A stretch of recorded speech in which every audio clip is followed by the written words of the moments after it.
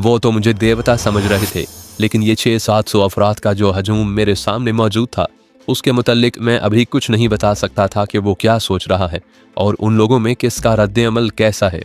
मुझे मालूम था कि इन लोगों में अक्सरियत उन लोगों की है जो समीउल्लाह के मुअत्तक़िद और मुरीद थे और उन्हें यकीन था कि समीउल्लाह के हाथ में कोई गैबी ताकत है। अगर मेरे हाथ में राइफल ना होती और मैं समीउल्लाह और उसके 4 मुहाफिजों को चाकू या किसी और हथियार से मार डालता तो ये लोग मुझ पर टूट पड़ते और मेरे जिस्म की बोटी बोटी कर देते। मैं उन लोगों को बताना चाहता था कि वो जिसे पीरो मुर्शद और ना जाने क्या क्या समझते हैं, वो फरेबकार और गुनहगार था और वो उन पर इन 4 गुंडों के जोर पर हुकूमत कर रहा था। लेकिन मैंने पहले ये देखना था कि ये लोग मेरी बात को कबूल करेंगे भी या नहीं। हकीकत यह है कि जो मुझे आज तक याद है कि मुझे खुद अपने मुतल्लिक मालूम नहीं था कि मैं क्या सोच रहा हूँ। ख्यालों का एक रेला आता था और जहन में से गुजर जाता था। मैं गुनाहगार ज़रूर था, मैं कातिल नहीं था। ज़िंदगी में पहला जो कत्ल किया था वो सदीक को गोली मारी थी। ये पहली तफसील मैं आपको सुना चुका हूँ कि सदीक को मैंने गोली सर में क्यों और किन हालात में मारी थी। मैं उसे कत्ल ही कहता हूँ, लेकिन ये एक नेकी भी थी। मैंने सदीक को बड़ी ही बुरी अजियत से निजात दिलाई थी। बहरहाल वो एक इंसान था जिसे जीने का हक हासिल था, लेकिन वो जिस हालत में ज़िंदगी के दिन पूरे कर रहा था, वो हालत देखने वालों के लिए या कम अज़ कम मेरे लिए नाकाबिले बर्दाश्त थी। सदीक उसे किस तरह बर्दाश्त करता होगा। अब मैंने 5 आदमियों को और कत्ल कर डाला था। वहाँ ऐसा खतरा बिल्कुल नहीं था कि मैं गिरफ्तार हो जाऊंगा और अदालत से मुझे सजाए मौत मिल जाएगी। खतरा ये था कि अभी तो मैं जज्बात की गर्मा गर्मी में था। क्या इसके बाद भी मैं 5 इंसानों का खून हजम कर सकूंगा? ये था वो खतरा जो मेरे सामने आन खड़ा हुआ था। मेरे सामने 5 लाशें पड़ी हुई थीं और खून चबूतरे पर फैल गया था। मैंने वांग को अपने पास बुलाया। समीउल्लाह और उसके 4 साथियों की लाशें देखकर वांग के चेहरे पर रौनक आ गई थी। वो इधर उधर खुशी से फुदकता फिर रहा था। उसे यह इत्मीनान भी था कि मैंने उसे अपना मोअतमद बना लिया था। मैंने तानी और उसके छोटे भाई की तरफ इशारा करके कहा कि इन्हें कहो कि वो मेरे कदमों से उठें और उधर बैठ जाएं। उसने उन्हें वहां से उठा दिया और कहा कि वो चबूतरे के एक कोने पर जा बैठें। मैं एक सोच में पड़ा हुआ हूँ वांग, मैंने कहा। मैं मालूम करना चाहता हूँ कि ये सब लोग मेरे मुतल्लिक और समीउल्लाह के कत्ल के मुतल्लिक क्या सोच रहे हैं। मालूम करो कि इन्हें समीउल्लाह का मर जाना और इन गुंडों का मारे जाना अच्छा लगा है या बुरा। मैं अभी मालूम करता हूँ, वांग ने कहा। एक काम और करो वांग, मैंने कहा। इन लोगों से कहो कि चुपचाप बैठे रहें और शोर शराबा ना करें। इन्हें जो बात कहनी है वो तुम्हारी मार्फत मुझसे कहें। वांग ने लोगों की तरफ मुंह करके अपनी ज़बान में बात की। उसने खामोश होकर सब पर नज़र दौड़ाई। इतना बड़ा हजूम जो आपस में खुसर फुसर कर रहा था और बाज़ आदमी ऊंचा भी बोल रहे थे। उस हजूम का ये हाल हो गया कि जैसे वहाँ कोई इंसान है ही नहीं। मुकम्मल सन्नाटा तारी हो गया। मैं समझता था कि वांग ने उन्हें क्या कहा है। उन लोगों की खामोशी देखकर मैं ये भी समझ गया कि उन लोगों पर मेरा या मेरी राइफल का खौफ तारी हो गया है। वांग, मैंने कहा, इन्हें कहो कि डरने की कोई वजह नहीं। अगर इनमें से कोई मुझे बुरा भला कहेगा तो मैं ज़रा सी नाराज़गी का भी इजहार नहीं करूँगा। वांग एक बार फिर लोगों से मुखातिब हुआ। आखिर बूढ़ा सा एक बर्मी उठा और उसने कोई बात शुरू कर दी जो खासी बुलंद आवाज़ में बोल रहा था और उसके बोलने का अंदाज में भी गुस्सा था और एहतजाज भी। ये समीउल्लाह का कुछ ज़्यादा ही मुअत्तक़िद मालूम होता है, वांग ने मुझे बताया। इसने कहा है कि या हज़रत हमारे पीरो मुर्शद थे और ये उन्हीं की बरकत थी कि हम सब रंगून से यहाँ तक बखैर व खूबी पहुँच गए हैं और बड़ी अच्छी महफूज ज़िंदगी गुजार रही हैं। हमें डर है कि या हज़रत की लानत हम सब पर पड़ेगी। अगर या हज़रत ना होते तो हम रंगून से ज़िंदा ना निकल सकते और हमारी बेटियाँ जापानियों के पास होती। 3-4 और बर्मी उठ खड़े हुए। उन्होंने इकट्ठे ही बोलना शुरू कर दिया। वो भी गम व गुस्से का इजहार कर रहे थे। वांग ने मुझे बताया कि वो उस बूढ़े की तायद में बोल रही हैं। फिर एक और बर्मी उठा। उसने बाजू लहरा लहरा कर और बड़े ही जोशो खरोश से कोई बात कही। वो बार बार उस बूढ़े और उसकी तायद में बोलने वालों की तरफ इशारे करता था। ये आदमी इनकी मुखालफत में बोल रहा है, वांग ने मुझे बताया। ये आदमी बूढ़े से कह रहा है कि तुम्हारी एक बहू कई बार समीउल्लाह के पास गई है और उसने रात वहीं गुजारी है। फिर यह आदमी कहता है कि इन लड़कियों को, जो उन औरतों को हम रंगून जापानियों से बचा कर लाए हैं, लेकिन उनकी इज्जत यहाँ भी महफूज नहीं।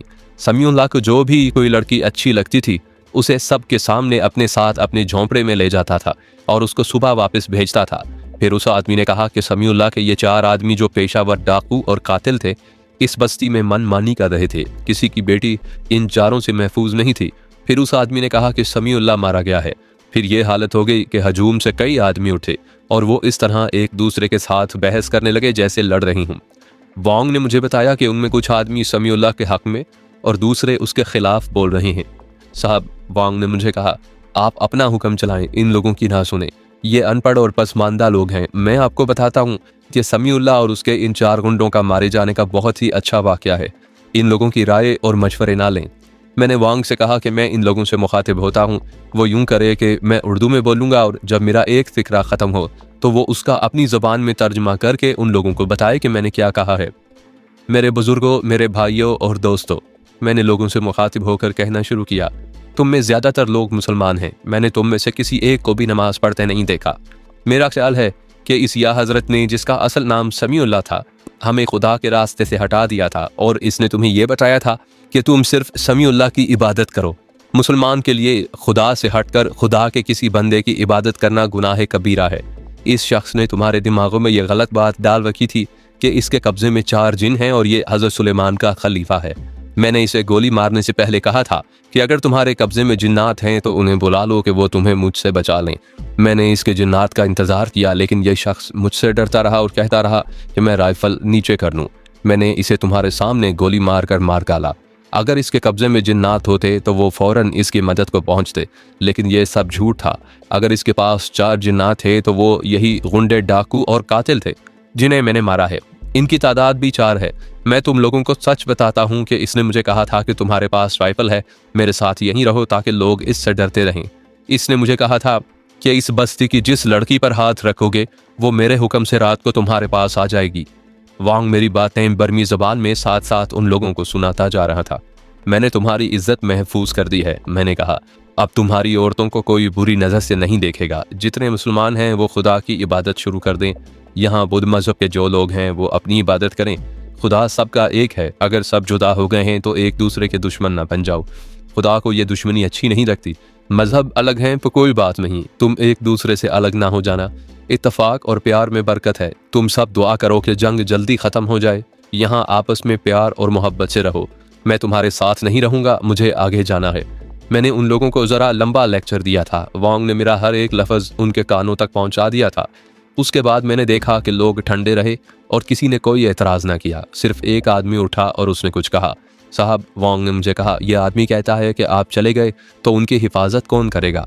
मैंने वांग से कहा कि इन्हें कहो कि तुम खुदा की इबादत करोगे और खुदा से जो कुछ भी मांगोगे वो तुम्हें मिल जाएगा।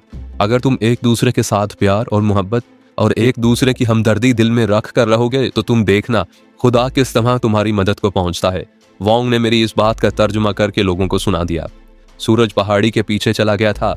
जंगलाती और कोहिस्तानी इलाकों में शाम उस वक्त शुरू हो जाती है जब सूरज उफ़्क़ से अभी कुछ ऊपर हो जाता है, और जब सूरज ग़रूब हो जाता है तो जंगल में शाम की तारीकी फैल जाती है।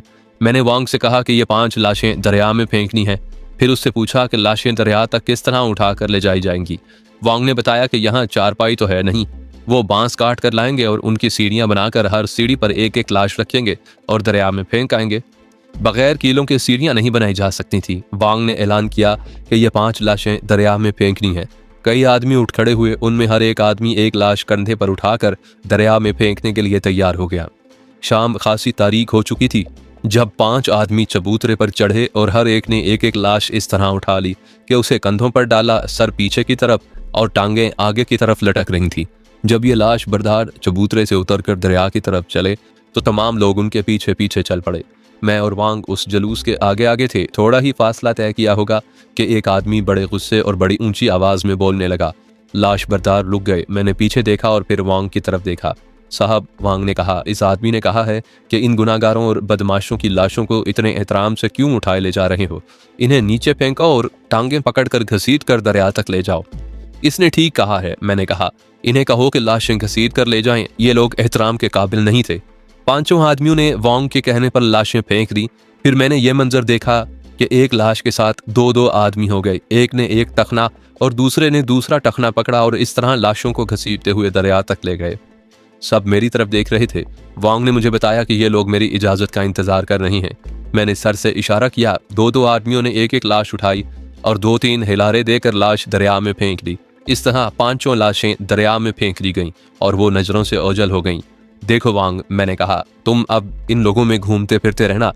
तुम्हारे जो दोस्त और साथी हैं उन्हें भी कहना कि वो इन लोगों के साथ उठते बैठते और बातचीत करते नहीं।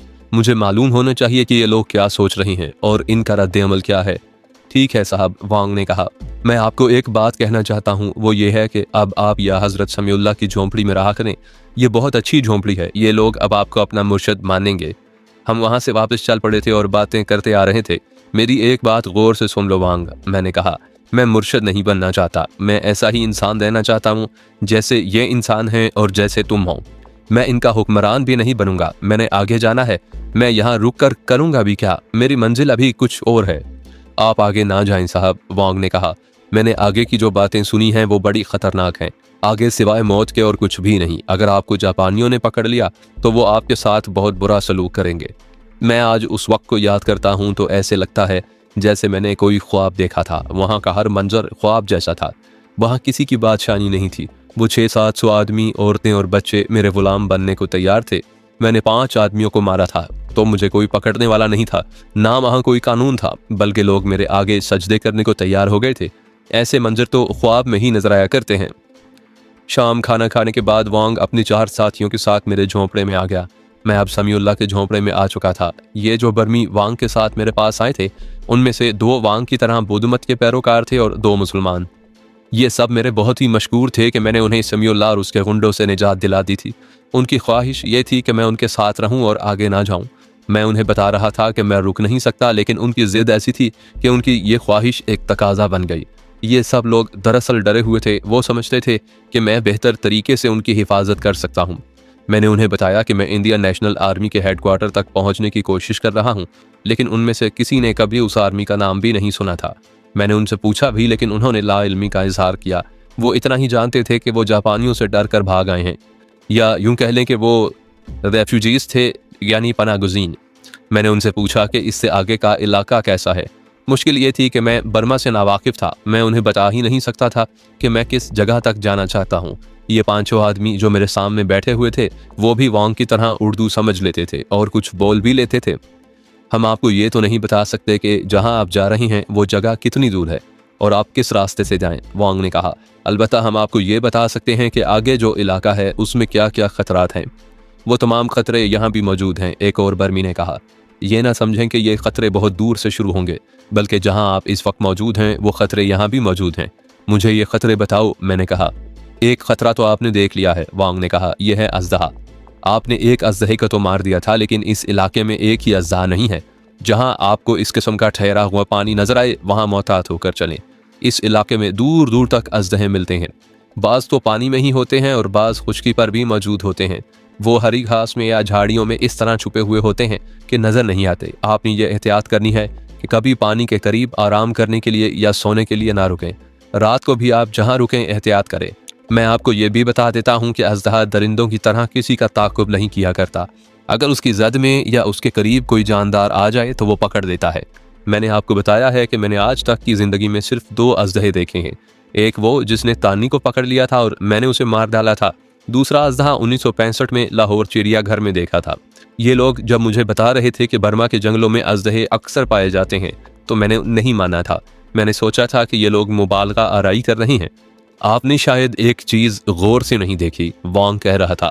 हम में से कोई भी आदमी जब जंगल में जाता है तो अपने सर के गिर्द कपड़े की एक पट्टी बांध लेता है और उस पट्टी पर एक पट्टी चमड़े की बांधी जाती है। ये एक बेल्ट सी होती है। बाज आदमियों ने चमड़े के उस टुकड़े पर छोटे छोटे कील या कांटे ठोके हुए होते हैं। ये सबस सांप से बचाव का इंतजाम है। उस सांप ने सिर्फ माथे पर काटना होता है। अगर आपने ये पट्टी या बेल्ट ना बांधी तो आप उस सांप का शिकार हो जाएंगे। ये सांप इतना जहरीला होता है कि आधे घंटे के अंदर अंदर उसका डसा हुआ इंसान मर जाता है। और साहब, वांग कह रहा था, यहाँ सबसे बड़ा खतरा शेरों और भेड़ियों का है। ये दरिंदे पहले भी होते थे लेकिन इतने ज्यादा नहीं थे। ये तमाम मुल्क के जंगलों में फैले हुए थे। अब चूंकि हर तरफ जंग लगी हुई है, इसलिए सारे जंगलों के दरिंदे इस तरफ आ गए हैं, क्योंकि इस तरफ उन्हें कोई धमाका सुनाई नहीं देता। हम सब के लिए ये खतरा बन गया है। हमारी इस बस्ती के इर्द गिर्द भी ये दरिंदे मौजूद हैं, लेकिन करीब नहीं आते। उन्हें शिकार मिल जाता होगा, मैंने कहा। मैं इतना जानता हूं कि भूखा शेर इंसानों से डरा नहीं करता, वो इंसानों पर भी हमला कर देता है। उनके लिए शिकार बहुत है, वांग ने कहा। खरगोश बहुत हैं और बिल्ली जितने बड़े बड़े चूहे भी इन जंगलों में बहुत पाए जाते हैं। बकरे की नस्ल का एक जानवर भी इन जंगलों में पाया जाता है। हिरन भी मिल जाते हैं। इन जंगलों में बंदर और लंगूर भी बहुत मिलते हैं। हमने सुना है कि शेर को कोई शिकार ना मिले तो वो भेड़िए को ही पकड़कर खा लेता है। बंदरों और लंगूरों को भी ये दरिंदे अपनी खुराक बना लेते हैं। आपके पास राइफल है साहब, एक और आदमी बोला। आप अपनी हिफाजत कर सकते हैं, लेकिन आपको एहतियात करनी पड़ेगी कि अचानक पीछे से कोई दरिंदा आप पर हमला ना कर दे। यहाँ करीब से कोई सड़क तो गुजरती होगी, मैंने कहा। सड़क बहुत दूर है, एक बर्मी ने जवाब दिया। अगर आप उस सड़क तक पहुंच गए तो आपको वहां शायद अपने फौजी मिल जाएं। अगर अपने फौजी ना मिले तो जापानी मिल जाएंगे। मैंने सोचा कि फौजी अपने मिले या जापान के, मेरे लिए दोनों खतरनाक होंगे, क्योंकि अपने फौजी मिले तो वो मुझे अपने किसी अफसर के सामने पेश करेंगे और मैं जब उसे बताऊंगा कि मैं अपनी बटालियन से भटक गया था तो वो नहीं मानेगा या नहीं, ये एक अलग बात थी। उसने ये कार्रवाई तो ज़रूर करनी होगी कि मुझे पीछे भेज देगा। अलबत्ता जापानियों के मुतालिक मुझे ख्याल आया कि मैं उन्हें बताऊंगा कि मैं INA में जाना चाहता हूं और इसीलिए अपनी फ़ौज से भाग आया हूं, तो शायद वो मुझे मेरी मंजिल तक पहुंचा दें। यह भी मुमकिन था कि वो मुझे जंगी कैदी बना लें और भूखा प्यासा मार डालें। बहरहाल मैं ऐसी सूरत हाल में फंस गया था जिस तरह कोई उड़ता हुआ आज़ाद परिंदा दाने पर उतरता और जाल में फंस जाता है। ये लोग रात बहुत देर तक मेरे पास बैठे रहे। उन्होंने मुझे जो मालूमात दी उनसे मैंने ये नतीजा अखज़ किया कि मैं फंस गया हूँ और यहाँ से खुदा की ज़ात ही मुझे निकाल सकती है। फिर भी मैं मायूस नहीं था। मैंने सोचा कि चलता चलूँगा, कहीं तो जा निकलूँगा। ये पांचों चले गए तो मैंने दिया बुझा दिया और लेट गया। जवानी की उम्र थी, लेटते ही मेरी आंख लग गई। मैंने देखा कि मैं जंगल में जा रहा हूँ और झुके झुके दरख्तों की टहनियाँ मेरे सर को लग रही हैं और मुझे यूं महसूस हो रहा है जैसे ये टहनियाँ मेरे बालों में से कंघी की तरह गुजर रही हों। मुझे उनका अपने सर से कतराना बड़ा अच्छा लग रहा था। मैं चलता गया और अचानक मेरे माथे पर कोई चीज़ लगी। मुझे फ़ौरन ये इंतहाई खौफनाक एहसास हुआ कि मुझे सब्ज़ सांप ने डस लिया है। मैंने ऊपर देखा तो एक सब्ज़ सांप नजर आया। मैंने अपने माथे पर हाथ रखा। मुझे इस कदर खौफदारी हो गया कि मैं मुंह से न जाने कैसी आवाज़ें निकालने लगा और इसके साथ ही तारीकी छा गई और मेरी आंख खुल गई। मैं हड़बड़ा कर उठा। मैं अपने माथे पर साफ महसूस कर रहा था कि अभी अभी यहाँ कोई चीज़ लगी थी। ये तो मैंने देख लिया कि मैं एक डरावना ख्वाब देखते हुए जाग उठा हूँ, लेकिन दिल पर ऐसा खौफ जैसे मैं अभी मर जाऊंगा। दिल बड़ी तेज़ी से और बड़े ज़ोर ज़ोर से धड़क रहा था। मैं उठ बैठा और ऊंची आवाज़ में कलमा शरीफ पढ़ने लगा। कमरा तारीक था। मुझे ऐसे लगा जैसे मेरे पास कोई बैठा हुआ हो। मैंने उस तरफ हाथ बढ़ाया तो हाथ इंसानी जिस्म को जा लगा। मेरे मुंह से घबराई हुई सी आवाज़ निकली, कौन हो तुम? और मैं तेज़ी से उठा। मुझे मालूम था कि माचिस कहाँ रखी है। मैंने बड़ी तेज़ी से माचिस उठाई, जलाई और दिया रोशन किया। इस दौरान मुझे निस्वानी आवाज़ें सुनाई दी, तानी तानी। मैं ये देखकर हैरान रह गया कि तानी मेरे बिस्तर के करीब बैठी थी। मैंने सुकून का सांस लिया।